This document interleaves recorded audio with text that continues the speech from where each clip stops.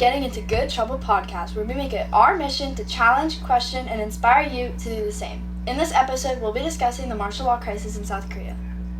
Credits to the New York Times, CNBC.com, APnews.com, and BBC. Hi, my name is Alexis and I'm the host. I'm Ella and I'm also a host. I'm Addison and I'm co-host 1. And I'm Sophia and I'm co-host 2.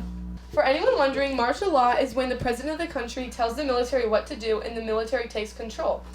President Yoon declared martial law on December 3rd, 2024 because he believed that the opposition party, the Democratic Party of Korea, was threatening the government's stability.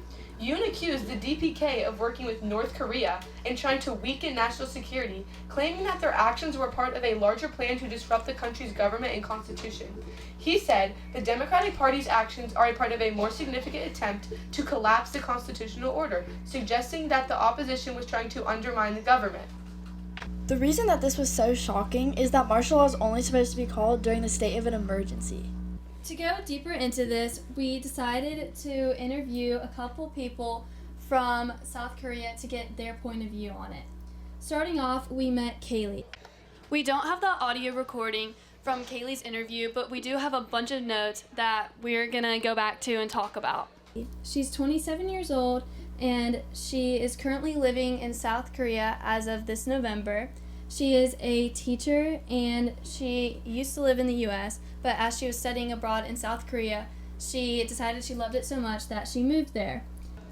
Kaylee, since she was originally from the U.S., she had to have her own visa to move there and to be a citizen there. And people with visas that are not originally from Korea are not allowed to join any protests or else they'll get their visa taken away. For example, the next day at school, most of these students didn't show up because of what had happened. Kaylee expressed that the protests were more upbringing rather than violent because everyone had decided to come together and use their resources from other events such as K-pop concerts, and they would use these things called light sticks and they would light up the streets because that was when the martial law was declared. It was at night, so it lit up the streets of Seoul, South Korea. Since there were over 500,000 people at these protests, military was protecting Yoon, but something that shocked me was that they didn't even have their guns loaded during these protests.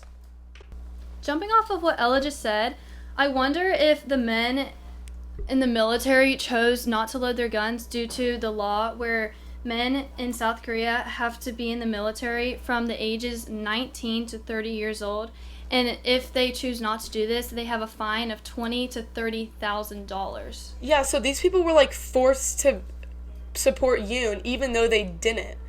They were so anti-Yoon that they didn't even want to protect him. I know that we were talking about some of the protests that were happening which were anti-Yoon and against martial law. There were some people in South Korea that still supported Yoon and supported the martial law. As these protesters were going on, lawmakers were discussing if the martial law should be overturned or if it should continue on. They had finally come to a conclusion and they decided to vote yes, the martial law continues on, or no, it comes to an end. As they were deciding this, they voted 196 out of 196 of the lawmakers voted for the martial law to be overturned, so the martial law has now been concluded and ended after 6 hours of it going on. Even though that the martial law is now ended, people were still protesting for President Yoon's impeachment, and due to this and due to his poor decisions, the lawmakers have decided to suspend him from office so he's unable to make any more choices. The protest didn't end there. Martial law still had some kind of effect on students and people. President Yoon's ex-defense minister, Kim Yong-hyun, had claimed full responsibility for the president's failed martial law attempts. Due to this, he was arrested. I read this from the source BBC stated, South Korea ex-minister linked to martial law move attempts to take his life. From the same article Alexis read, Kim Yong-hyun had decided to try to commit suicide due to his arrest. Just shortly after this, Yoon was arrested for alleged insurrection. Also, Yoon had ignored 3 court questionings that he was supposed to go to. The first arrest attempt for President Yoon didn't go through, but during the second arrest attempt, 3,000 military men came to Yoon's place to stay with loaded guns, helicopters, and were trying to break it in or to arrest him. Due to this, President Yoon had decided that he didn't want any violence to happen and he didn't want any shooting of the guns because he didn't want his people to get hurt, so he decided to just let them arrest him. I learned this from the source from CNBC stated South Korea Yoon faced a second arrest attempt to fortified compound.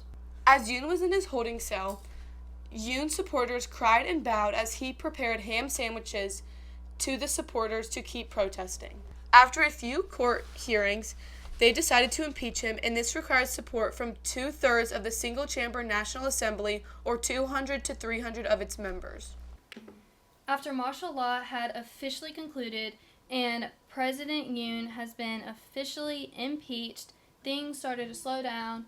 We were trying to research articles to see if there was any information we could get out, but the hourly updates were just coming to an end, and everything just started quieting down. I do know that there was investigating still going on as to why Kim Jong-un attempted suicide in his cell, as well as President Yoon in his decision of declaring. Thank you for listening to the Getting Into Good Trouble podcast, a project of the Innovation Diploma program of the Mount Vernon Upper School in Atlanta, Georgia.